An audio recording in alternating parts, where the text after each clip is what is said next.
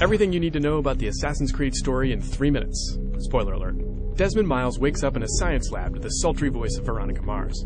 All downhill after that. But despite the light bondage, it's not a date. Turns out he's been kidnapped by a sinister corporation called Abstergo Industries. They strap him into a memory-extracting device called the Animus, but they don't yank out memories of prom or that wild weekend in Vegas. This thing reaches all the way back to hidden memories of your ancestors. We find out Desmond descended from Altair, an ancient assassin that rocks the robe and has no fear of heights. Altair was part of the Third Crusade, where he tried and failed to steal an important artifact from Solomon's Temple. Turns out the Knights Templar are mortal enemies of Altair's assassin brotherhood.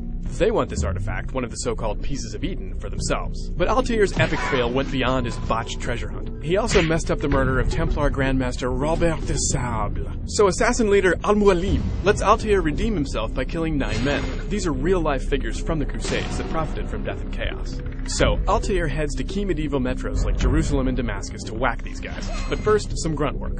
Evidence gathering, pickpocketing, eavesdropping, collecting purple flags. Sometimes Altair's life is as thrilling as sitting on a park bench. Eventually, he gets in close and drives his super-secret assassin blade into some jugulars.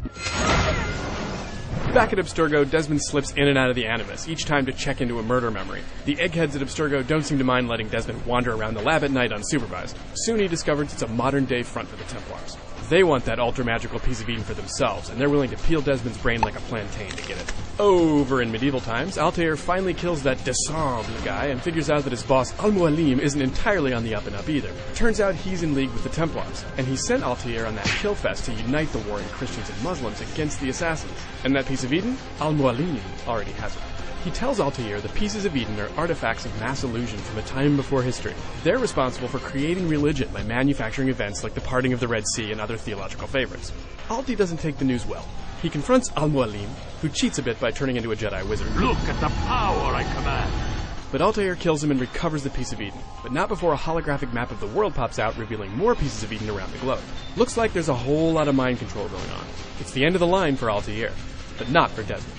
Back at Abstergo, he discovers he's been in the Animus a bit too long. The memories and powers of his ancestors bleed into his own reality. He starts to see crazy visions like a wall covered with unpleasant prophecy, real Alpha and Omega stuff. It's one hell of a hangover, and Desmond decides to cure it with the hair of the dog that bit him. It's back to the Animus to shake a new branch of the family tree.